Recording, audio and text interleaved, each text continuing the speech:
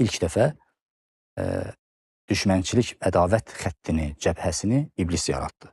Yəni ona qədər, Adəmə qədər dünyada hər bir şey bir cəbhədə, bir xəttdə hərəkət eləyirdi. Varlıq aləmində bir xətt var idi, bir cəbhə var idi. Və o cəbhə və o xətt davam eləyirdi. Elə ki, insan yarandı, Adəm yarandı, iblis təkəbbürlük etdi və ədavət cəbhəsini, ədavət xəttini yaratdı, düşmənçilik xəttini yaratdı. Ona qədər bütün hər bir şey kamala doğru, hədəfə doğru hərəkət eləyirdisə, bundan sonra ona əks istiqamət yarandı və batilə doğru, yalana doğru hərəkət başlandı.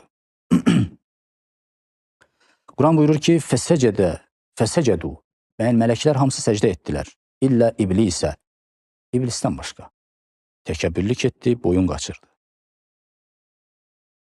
Yəni, iblis istəmədi ki, insanın ixtiyarında olsun. İblis istəmədi ki, insanın itaətində olsun. İnsana mələklər kimi kömək etsin ki, kamala çatsın, hədəfinə doğru ucalsın. Bunu istəmədi. Və müxalifət məktəbinin əsasını qoydu, xəttinin cəbhəsini yaratdı. Allah təbarək və Teala Quran-ı Kərimdə iblis haqqında çoxlu xəbərdarlıq eləyir. Buyurur ki, İnnəş-şeytanə kənə lil-insani aduvvən mubina. Şeytan insan üçün açıq-aşkar düşməndir.